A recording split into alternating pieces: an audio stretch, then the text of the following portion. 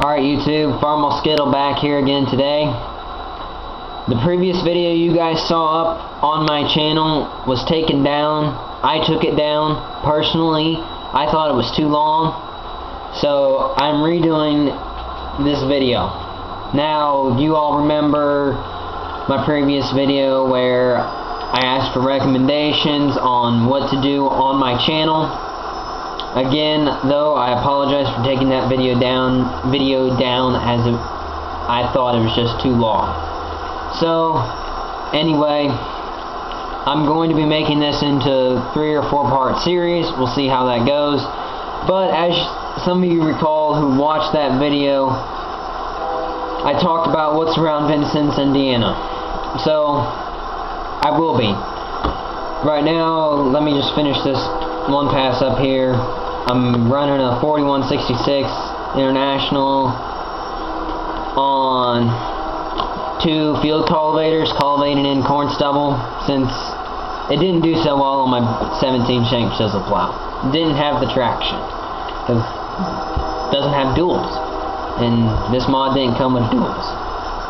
And as I googled images on it, and I'm sure Josh Timer will tell me if he watches this channel, this tractor did not come with duals.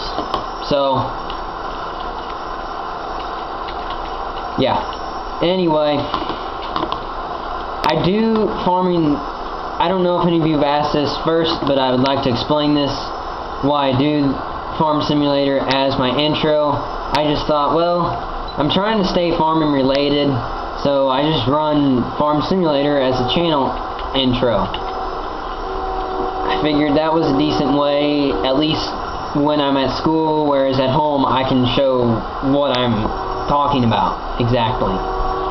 So, anyway, let's get off this and go talk about Vincennes, Indiana. If Google Earth wants to zoom into Vincennes, Indiana for me, take me there, Google Earth. So, now nobody Sam mentioned that I should talk about like the dealers around Vincennes, the equipment dealers. I'm even going to mention the fertilizer dealers. There's a lot of CPS dealers around here. Not sure why. It must just be one great area for CPS. I know where I live there's the local co-op to get your fertilizer from, and then there's Helena, which just deals in fertilizer, whereas our local co-op deals in feed. I don't know if they do a lot of seed orders. I know they have alfalfa seed and such. I don't know if they do corn seed, bean seed. I don't know if they do all that. Mainly because I don't grow corn or beans or wheat or any of those other crops. I just do hay and cattle. So usually that's not been an issue for me. So, first of all, show you where I'm at. If I can find the school. Here we go. I don't know why I have so much trouble finding stuff on Google Maps when I'm just randomly searching it out of boredom or whatever. Whereas I have zero trouble finding stuff in real life. I guess it's because I'm so used to street views, knowing where most of the stuff's at, that it's not easy in the above view. So, right here we have Vincennes University's campus. All right here. Right here we have the famous Red Skelton Theater. I don't know how many of you know who Red Skelton is. Maybe a few of you guys who watch my channel do. And then maybe Indiana Farmer knows who Red Skelton is. I don't know. Anyway, there's Red Skelton Theater, or Performance. They have music classes in here. This is where the school band practices, I think. Over here we have the gymnasium, the workout, the weight rooms. This is where the gym is actually for basketball games, right over in this area. Over here we have Jefferson Union Hall, basically just a giant food court. with one cafeteria, kind of. It's not cafeteria style food though. It's actually better than the cafeteria style food. So, yeah. Over here we have the McCormick Science Center. That is where I spend almost all my time when I have homework.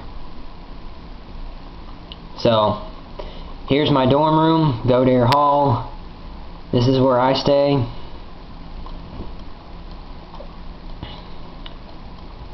And then, here's where one of my other classes is. This is, shoot, I forget the name. I don't bother to remember it because I'm not art. Oh, it's the Humanities building. This is where all your art classes, a few music classes are over here.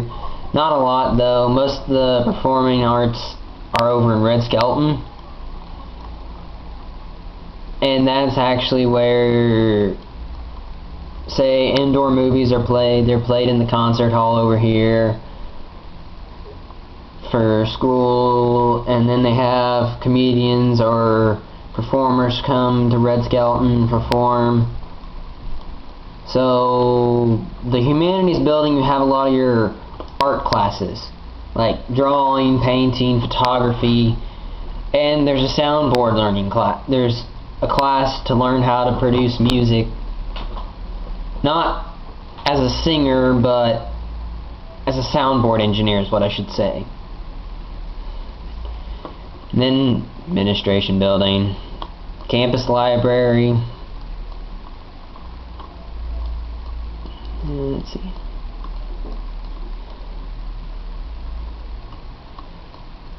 And here is TDC. This is Tecumseh Dining Center. This is where you go to eat if you want to. Sometimes they have decent food, sometimes they don't. Okay, anyway, back on topic here. I'm at 7 minutes now. Shoot. Crops grown in Vincennes. Well, Vincennes has a lot of sandy soil. So I'm going to go, let's see, where am I wanting to go here? Let me find 6th Street. I think I found it. Here we go. We're on 6th Street now. So we're going to go find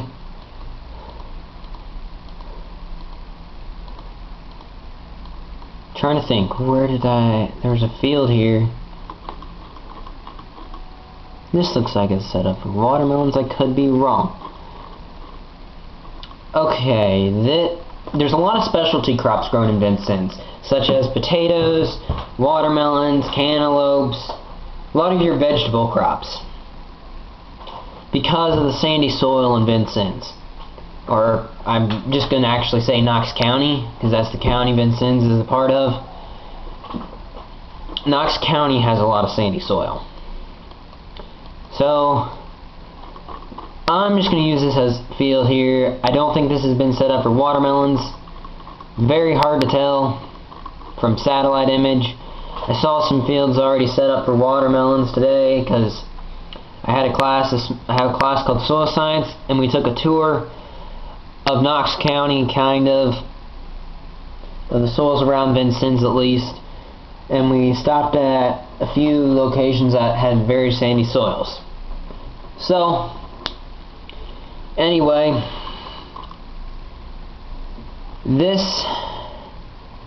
how they set up fields for watermelons is they take a disc or a chisel plow or something, and they leave like a foot, one section of a drill grass strip, maybe 2 sections of a seed drill and grass strip between each plot for watermelons, because the sandy soil will erode so fast that you actually have walking sand dunes if you don't do something to keep the erosion down. You could have sand from one field in the next field in one day, on a very windy day. Or you might have a pile of sand like 10 feet high on a telephone pole. You never know. So that's the reason they do. If you can see here, this grass strip right here, that's kind of what I'm talking about. Of course, I don't know if this is a watermelon field or not, I'm just using this as an example. So they'd have a grass strip right here, and then you'd have your watermelons in this bare spot. So, yeah. This is part 1 of the video. So, thanks for watching, guys. There will be more videos to come on this. Again, there will be more videos to come on this. Please comment, rate, and subscribe. Thanks for watching.